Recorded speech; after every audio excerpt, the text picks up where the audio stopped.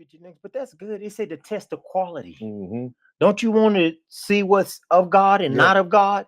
So we should thank God for the test to see what quality of the stuff that's in me, if it's of God, if it's gold, bronze, or silver, or if it's wood, straw, or stubble. Because when you test the quality of it, take it through the fire, it's gonna be burned up, and you ain't getting nothing for it. But that which is really of God, God take it through, and man, you come Yeah. out as Job said, I should come forth as pure gold. Here we are. Praise the Lord. This is the day the Lord has made. I will rejoice and be glad in it.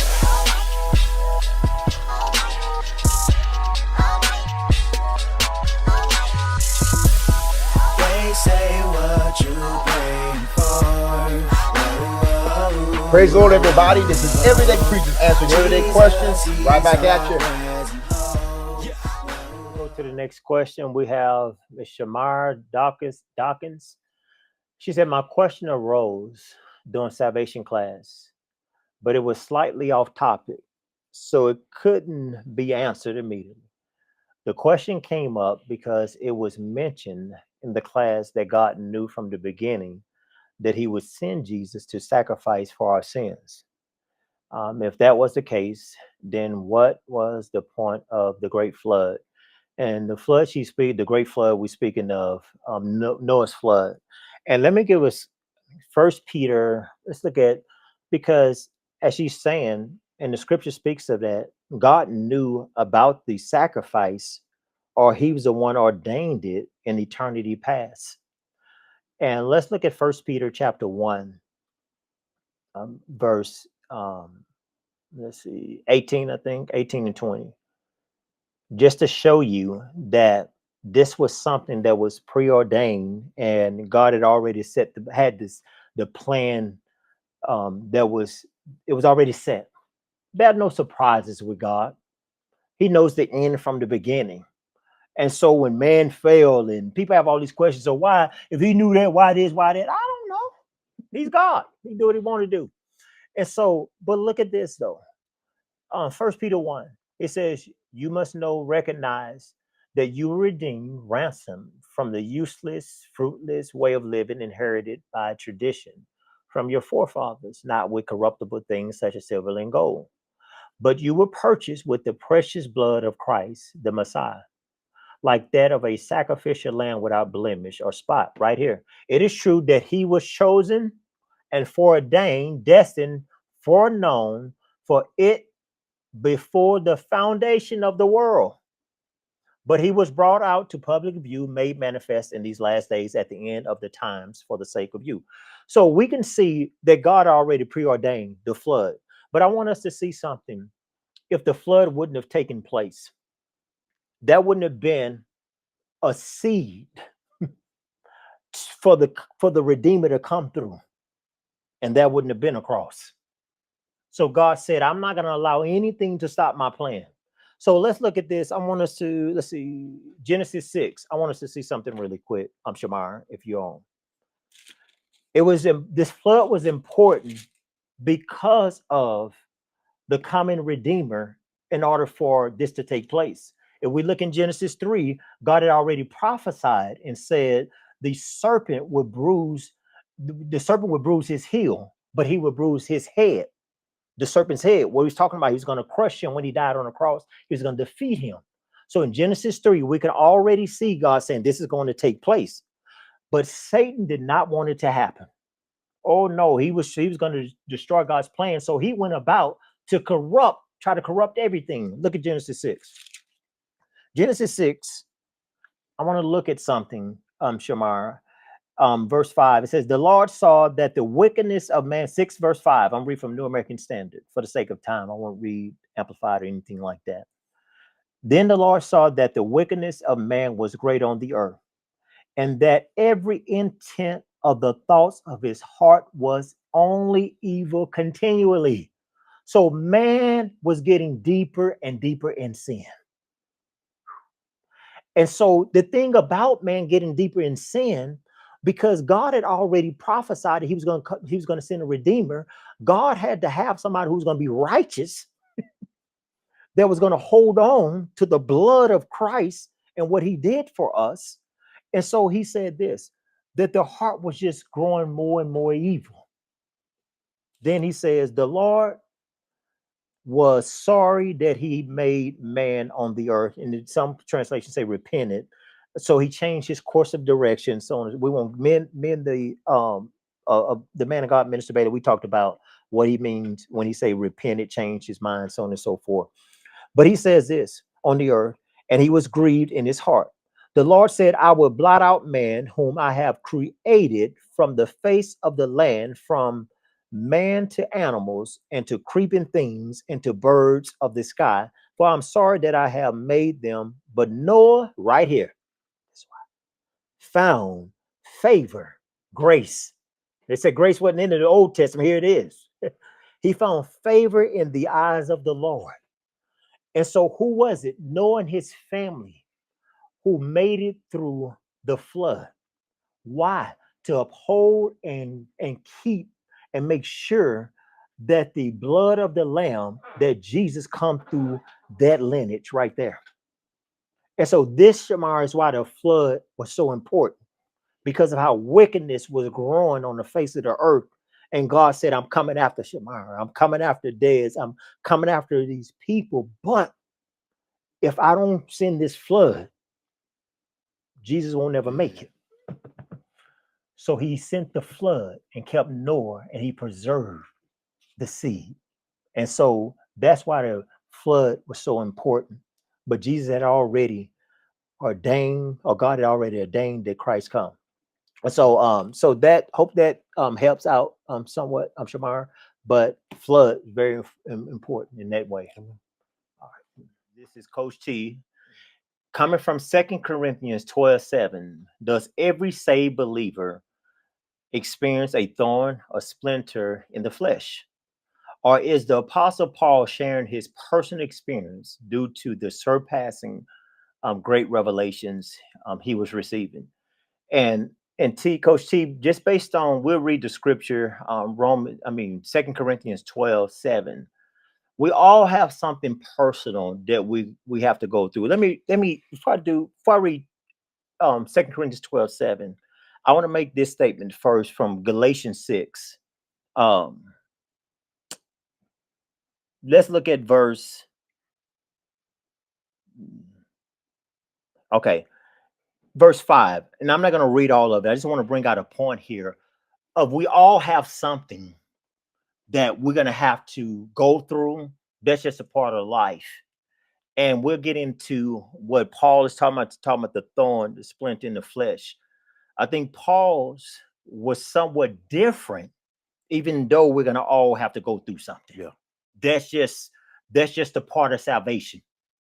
That's a part of being a child of God. That's Christianity. You can see, especially in 1 Peter chapter 4, and I mean throughout the New Testament. But let me read this. It says in Galatians chapter 6, verse 5, for every person will have to bear with patience his own burden of faults, shortcomings for which he alone is responsible. So we all have our own faults, shortcomings for which we alone have to bear before God. And how we know about those faults and those shortcomings?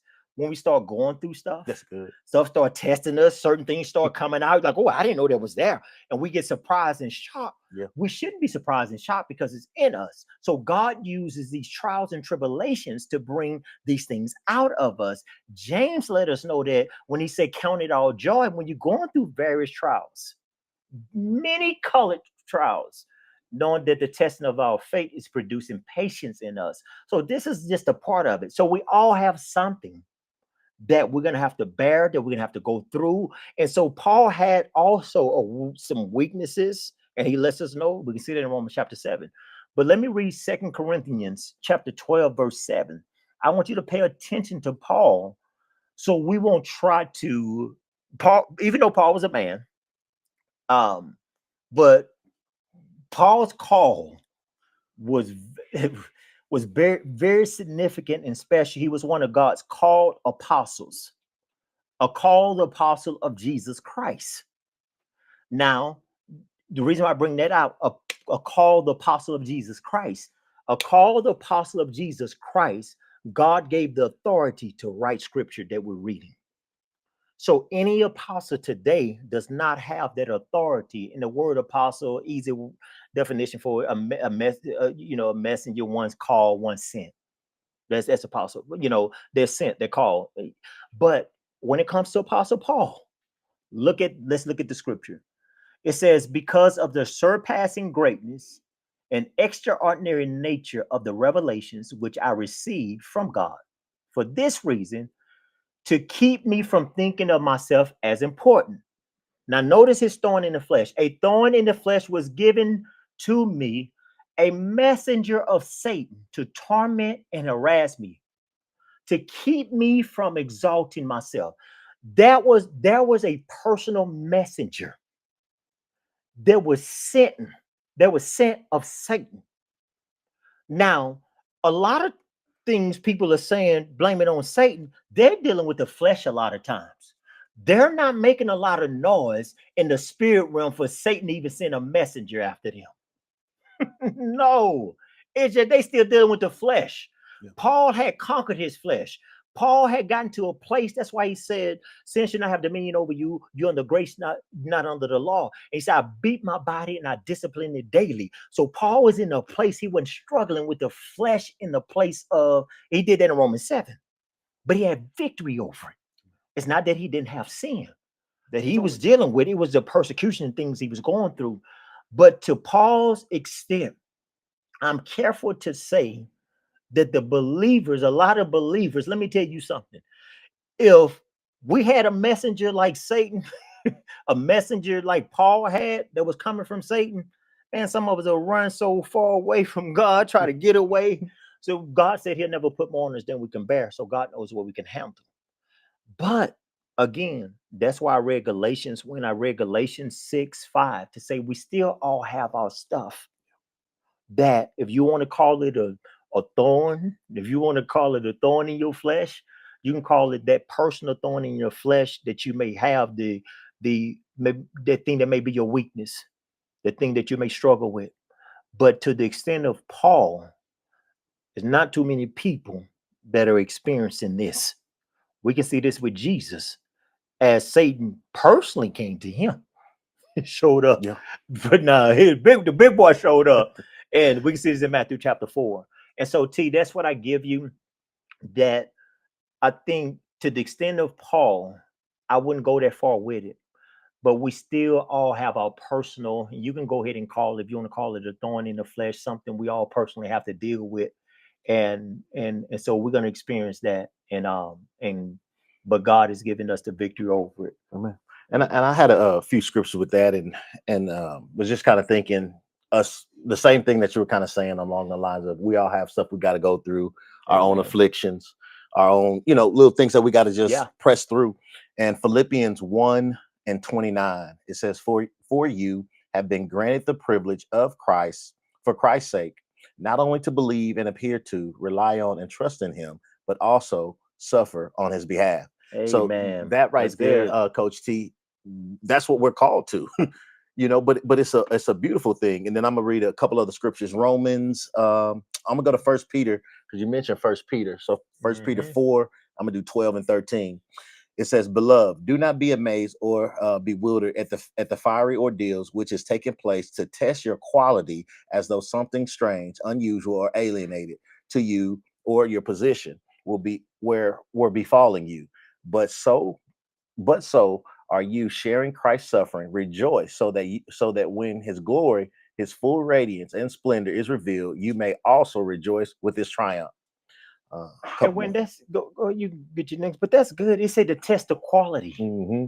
Don't you want to see what's of God and not of God?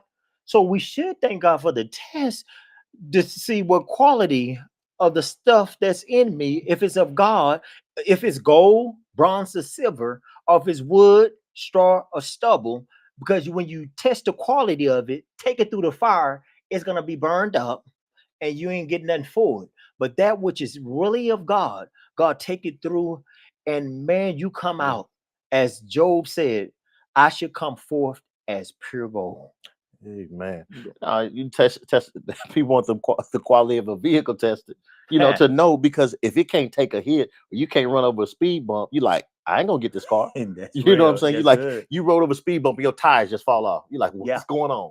You know what I'm saying? But when it's tested and it's proven and it comes out as pure gold, that's when you're like, yeah, I can take this baby anywhere. Just imagine the confidence that we have in certain vehicles. Yeah. We know they are crash tested.